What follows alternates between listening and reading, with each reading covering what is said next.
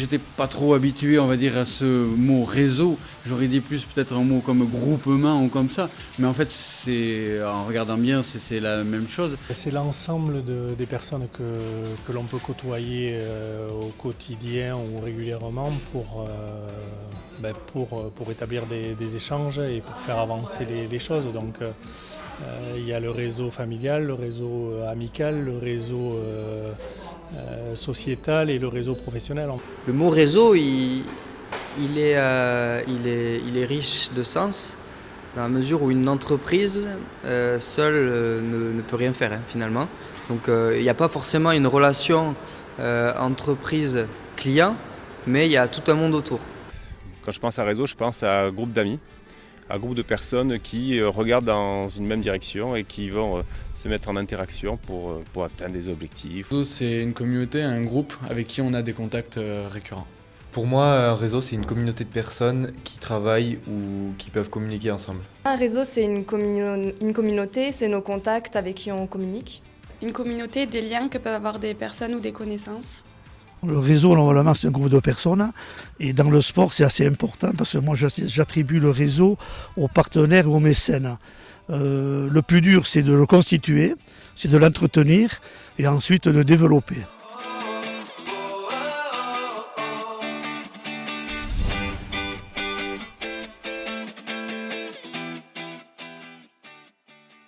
Mais je pense que ça donne quand même une force déjà dans la communication. Quand on aime son pays, enfin moi j'aime le Pays Basque, c'est notre terre. Donc voilà, donc on veut défendre vraiment un produit local et essayons donc de nous grouper pour montrer qu'on sait faire un gâteau basque, pas mieux que les autres, mais qu'on aime la qualité, qu'on aime quelque chose de bien. Dans la charcuterie et dans le commerce en général, on est souvent un petit peu isolé dans nos boutiques, donc de faire partie d'un réseau professionnel et de pouvoir échanger sur nos problématiques quotidiennes, que ce soit au niveau de la production, au niveau des approvisionnements, que ce soit au niveau du recrutement. C'est vrai que c'est toujours intéressant de faire partie d'un réseau pour pouvoir échanger par rapport à ça.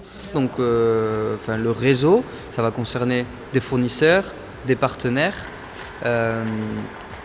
mais aussi, donc je parlais de partenariat, je vais vous citer un exemple. Quand j'achète mes fèves de cacao, je consulte mes deux confrères. Donc nous on est à la chocolaterie Cazenave, mes confrères sont Monsieur Chocolat et Laïa à Baïgori, pour savoir s'ils ont besoin de fèves. Donc là on est dans un parfait travail en réseau, c'est-à-dire qu'on va faire en sorte de faire une commande commune pour réduire les coûts de transport. Et là du coup se créent des liens, se créent des échanges aussi sur les savoir-faire. Malheureusement il n'y a pas de réseau comme on peut le concevoir dans les sports nationaux. Depuis 2 ans, on est en train d'essayer de faire évoluer la pelote, en train d'essayer de la faire progresser, de la faire changer et créer un réseau, ça fait partie de nos objectifs évidemment. Créer un réseau qui existe déjà au niveau des clubs, mais surtout un réseau de partenaires, un réseau d'entreprises du Pays Basque qui pourrait nous aider, qui pourrait venir en soutien.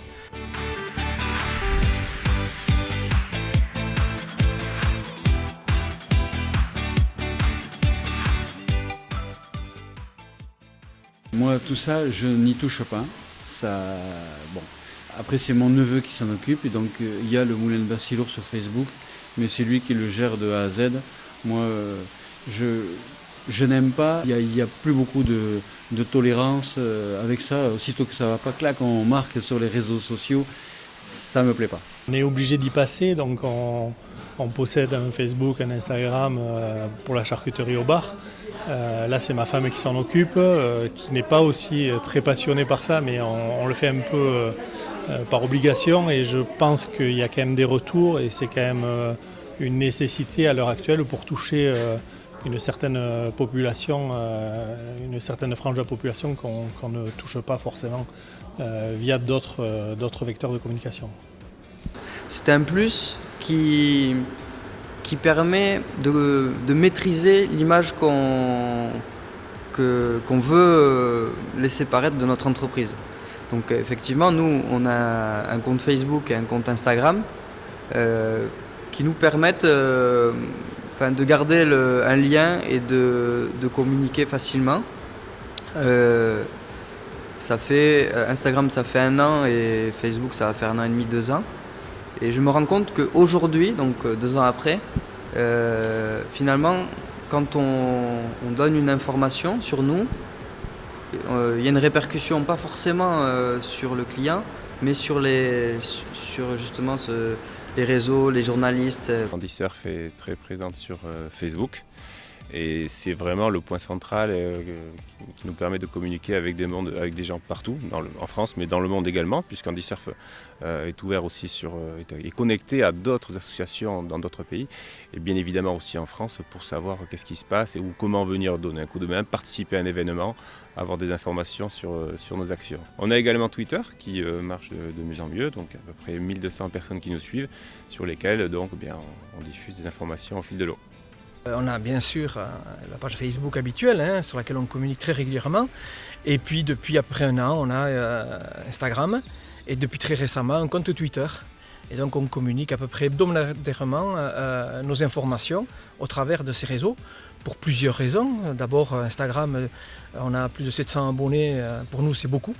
Et on en a quasiment 650 qui ont moins de 18 ans. D'accord ? Donc notre clientèle de base elle est là, voilà, les jeunes sont là. Facebook, c'est pour la génération suivante, un peu plus âgée, on va dire. Le site internet, c'est pour les plus âgés. Et puis Twitter, avec Twitter, on touche tout le monde de la presse, des médias.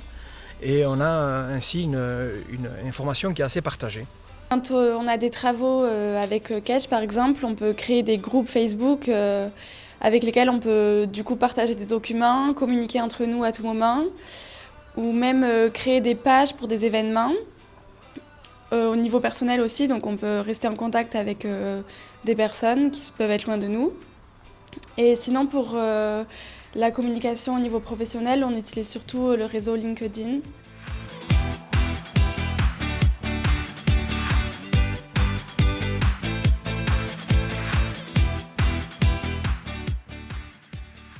J'estime que déjà, voilà, moi il faut être tolérant, il faut respecter. Et si on respecte tout ça, eh bien on arrive, je trouve, à durer longtemps. Et moi je vois dans l'association Eguzki, puisqu'on y est depuis celle du gâteau basque, on y est depuis pas mal d'années, eh bien on voit, on a un club là on a un certain âge maintenant, mais d'anciens qui sont là, et c'est des fidèles, on est basque, on est fidèles, tout simplement. C'est évidemment participer, essayer d'entretenir, donc essayer de donner beaucoup avant d'espérer recevoir beaucoup, je pense. Donc c'est participer, essayer d'en attendre des choses, mais surtout d'être toujours disponible. Et ensuite, je pense que ça se fait naturellement. Enfin, pour moi, le bon comportement, c'est déjà aborder les choses avec humilité et respecter toujours entre guillemets sa parole et laisser de la place à l'autre. Je pense que le travail en réseau, c'est ça, c'est un partage. C'est des valeurs d'amitié et de simplicité dans l'amitié, des valeurs de partage, parce qu'on partage quelque chose. Et nous, qu'est-ce qu'on a partagé au départ et ce qu'on veut toujours partager ? C'est notre passion du surf et de l'eau, voilà, de l'océan et du surf.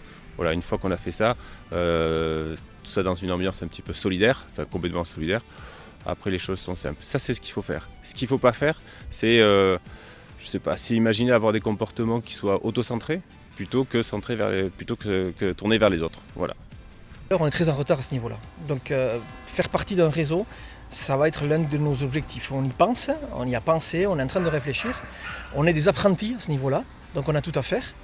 Ce qu'il va falloir, c'est faire preuve d'originalité, montrer les qualités, les vertus de notre sport, faire preuve aussi d'innovation, montrer aussi que c'est un sport moderne. Tout est une question d'équilibre, il ne faut pas en demander trop aux autres, mais il faut soit aussi fournir l'effort adéquat et travailler sur l'équité.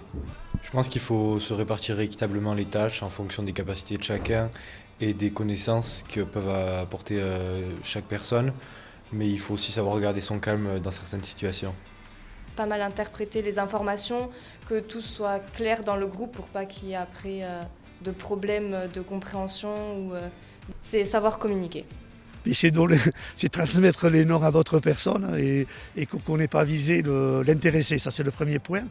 Mais après, pas faire, je ne sais pas, parce que j'ai pas eu de retour négatif, donc je ne peux pas dire. Donc, pour moi, c'est un bien, ça c'est premièrement. Le conserver, c'est notre bien. Alors pourquoi je le conserve? Comme je dis, il faut être disponible. La disponibilité, je crois, après je ne vais pas parler d'empathie, ainsi de suite, c'est pas ça, mais je crois que le plus important, c'est la disponibilité et surtout nous faire reconnaître.